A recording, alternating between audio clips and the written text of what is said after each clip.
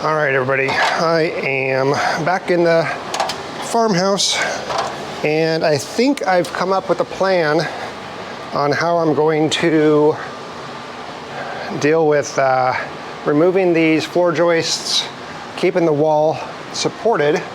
Let's do a quick recap though. The way that the exterior wall, and this is the west wall, this is the one that I'm most concerned about, is supported is they are directly on the existing floor joists. What I'm trying to achieve is be able to keep the wall at the same height it is currently at now while being able to remove the floor joists.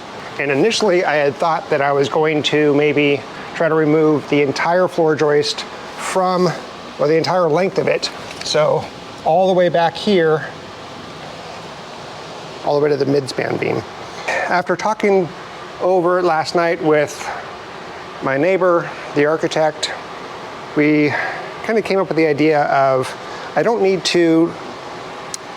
necessarily need to remove the entire floor joist. I just need to cut it at where the wall is right here, straight on down, and then I can remove the remainder of the floor joist out of the way. And later on, when I do exterior work, because I need to do a bunch of exterior work, there's a lot of dry rot and stuff, then I can remove those little blocks that are left over of these floor joists. I don't need to do that now. I don't necessarily need to keep this wall perfectly level at this point in time. I just need to keep it up for moving so I can get all of this framing in place, and then I can worry about leveling the wall to the framing after I get the floor framing in place and the subfloor in place. And then of course I need to also think about how I'm gonna get a sill plate on this and how I'm going to secure the sill plate in. And that just means that I need to fill this stuff with, it's called grout. It's not the same kind of grout that you use for like tile and stuff. I mean, grout is just, the idea of grout is it's a filler of space. And this kind of grout is a little bit different, but did some research last night, and there is stuff called self-consolidating flout, self-consolidating grout, that is a little bit more porous, I guess, than just typical cement. So it goes in and fills the holes, fills all the voids, and hardens and becomes a very good thing to secure your sill plate to, using various fasteners.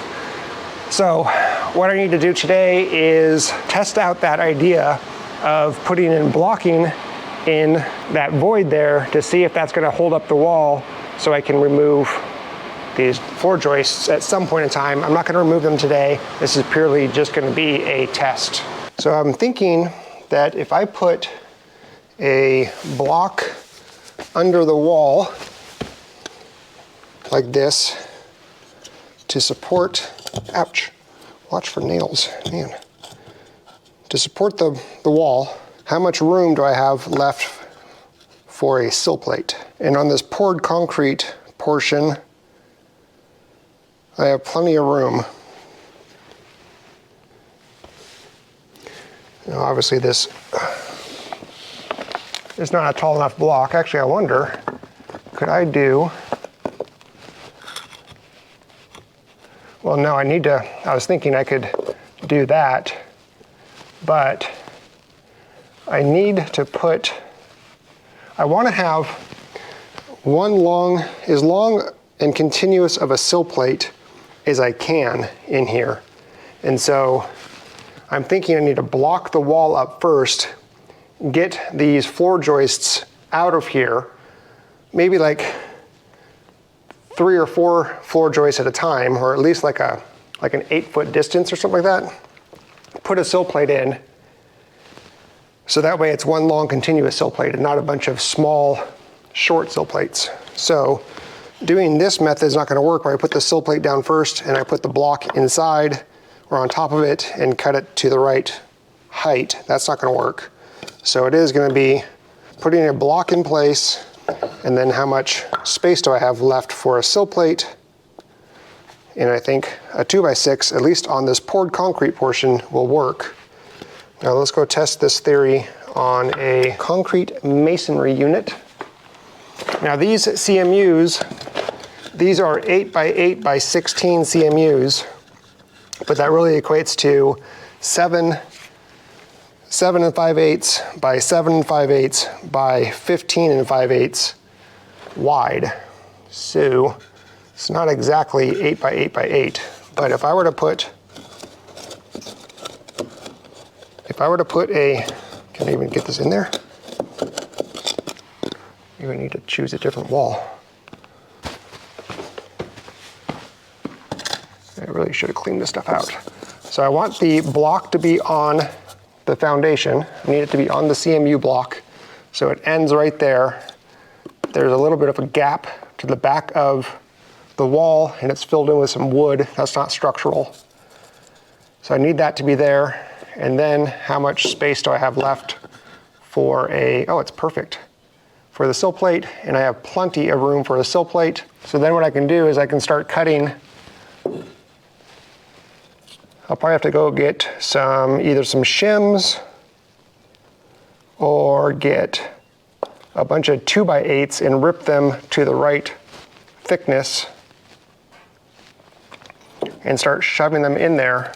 Strategically put them into places that will allow me enough room once they're wedged in there to still work around these floor joists as I'm cutting them out. The way that I'm going to be anchoring the sill plate to the CMUs is I'm going to be filling the void with self-consolidating grout, and then I'm going to anchor it with a Simpson Strong Tie Titan HD concrete screw. And they're structurally rated specifically for putting sill plates in poured concrete or filled CMU blocks. You need to do it 1 foot away from the corner. So I've marked 1 foot there. So there's gonna be an anchor there. And then I've basically marked almost every 4 feet. The minimum requirement for those Titan HD per Simpson is every 4 feet 8 inches. I went less than that just based on where I can fill. So for example, this anchor is, let's see here.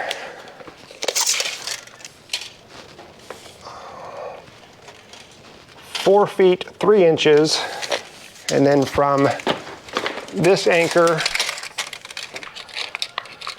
to this anchor is exactly 4 feet.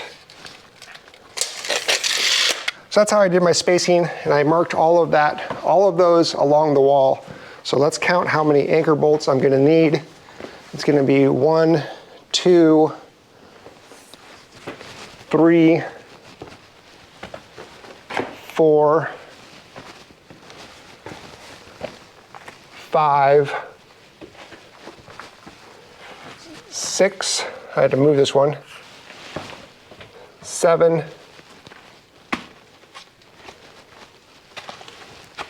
8 anchors.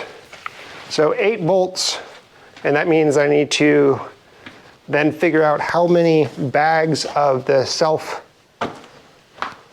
self-consolidating grout I need to purchase, and that is based on how deep or how tall the wall is. And the way that you calculate how much grout you need is, since you're only filling one of those voids, so for example, the anchor is going to be here, even though there's multiple holes, I only need to fill this one. And so it represents a half of a block.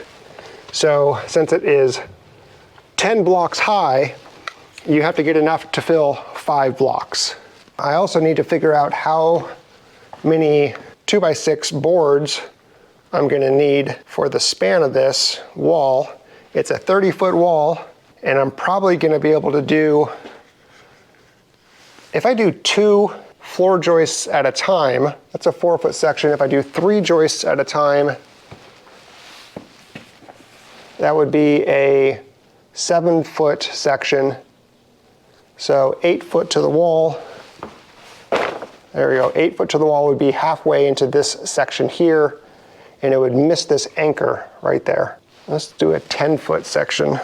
There's a 10-foot section right there. That'd be 4 joists if I did 10-foot sections, 10-foot boards.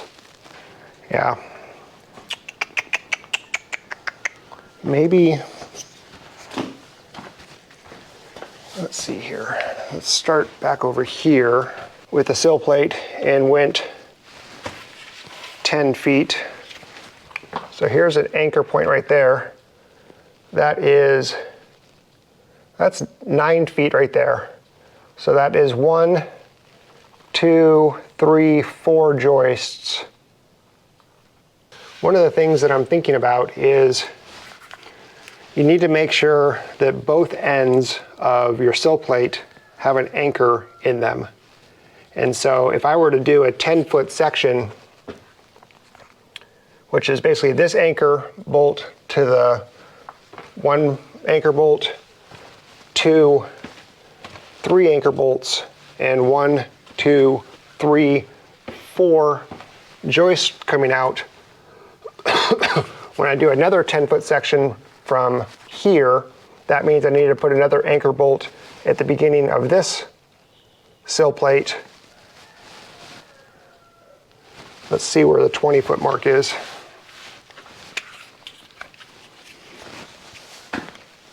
Because that'd just be 3 sill plates. That's probably the best, because it's a 30-foot wall. So so that's 15 feet right there.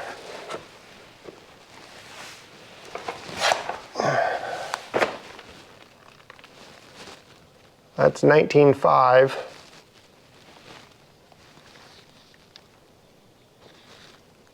There's the 20-foot right there. Okay, so that's really close to this anchor point. So that would be the start of the next one. And that would give me a 9-foot right there. Okay, so I think I can do 2 10-foot sections and then a 9-foot section.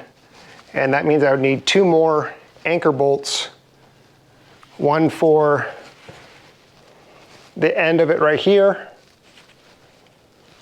and the other one that would be ending about right here. Or I'm sorry, about right here. So it would start right there, I need an anchor bolt. I would have another anchor bolt, another one, and then it would end right here. So I'd have another one, and then the start of a new sill plate, anchor, anchor, and then anchor at the end. So I need 2 more anchor bolts and fill 2 more CMU blocks with grout. Okay, I think I have a plan.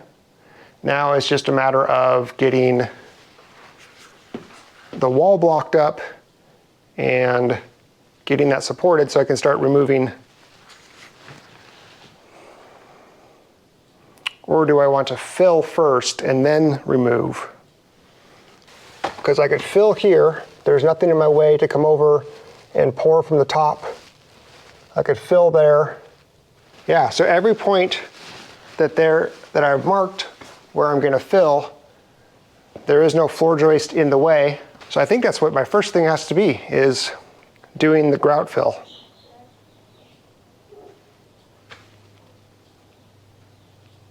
Because I need to do a grout fill either way. And that exterior wall is not in my way to fill it. These floor joists are not in my way to fill it. Okay, that's what I'm doing first. Currently I'm only worried about this west wall here, because on the north wall right here, I am not having to replace anything on this wall. The sill plate is in place, it's in good condition. The wall doesn't need to be moved or lifted or anything.